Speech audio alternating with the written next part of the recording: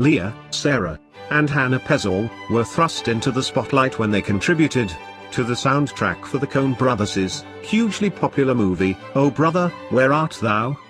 The sisters provided the singing voices for George Clooney's daughters, the Wharvey Girls, in 2000. The compilation ended up winning the Grammy Award for Album of the Year in 2002, and made the trio the category's youngest credited winners for their contributions to the album. Leah remains the youngest person ever to take home the coveted prize, although she only performed as part of a group. Rhimes made her breakthrough into country music in 1996 with her debut album, Blue, which reached #1 on the top country albums chart, and was certified multi-platinum in sales.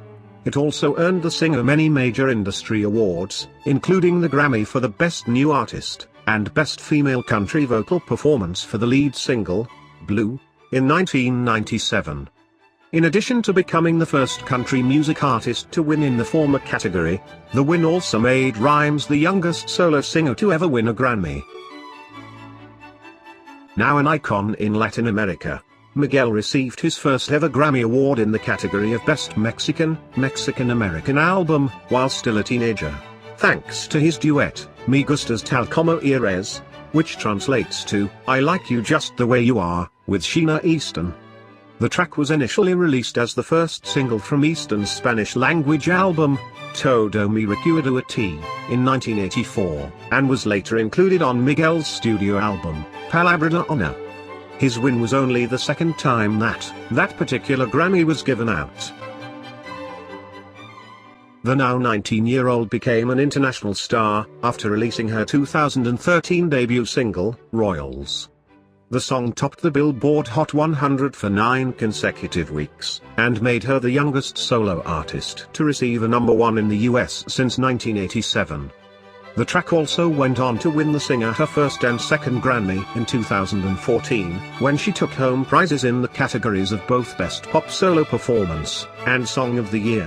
With those wins, Lorde became the fourth youngest act to ever receive a Grammy.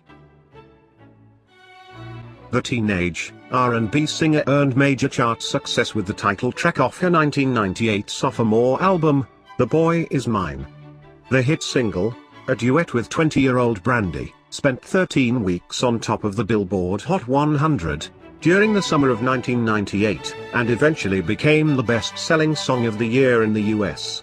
It also earned both artists the Grammy for Best R&B Performance by a Duo or Group in 1999, making Monica one of the top 5 youngest musical acts ever to win. Aguilera burst onto the music scene in 1999, with her debut single, Genie in a Bottle, and her subsequent self-titled debut album. The track topped the charts in 21 countries, and the LP also later debuted at #1 on the US Billboard 200. The record earned Aguilera her first ever Grammy nods in the categories of Best New Artist, and Best Female Pop Vocal Performance in 2000. Though she didn't win the latter, she did end up taking home the prize for the Best New Artist. Krauss entered the music industry at an early age, and was winning local contests by the age of 10, so perhaps it shouldn't come as a surprise that the bluegrass and country singer-songwriter was also very young. When she earned her first Grammy, she won it in 1991, in the category of Best Bluegrass Recording for her album, I've Got That Feeling. At the time, she was the second youngest winner to ever take home the coveted award. But it would be far from her only time doing so. Krauss has won a whopping 27 Grammys over the course of her career, tying her with Quincy Jones as the most awarded living recipient. The English soul singer-songwriter became one of the youngest artists to ever win a Grammy with her version of Family Affair, a song originally recorded by Sly and the Family Stone. Stone teamed with John Legend and Von Hunt for a new take on the track For Different Strokes by Different Folks, a Sly and the Family Stone tribute remix album. The collaboration was awarded the Grammy for the Best R&B Performance by a Duo or Group in 2007. Though the single didn't mark Joss's first nomination, it did mark her first, and so far, only win. Before becoming Queen Bey, and basically running the universe, the singer earned worldwide breakout success as part of the girl group, Destiny's Child. The group earned several nominations in 2000, but they didn't take home any awards until the following year.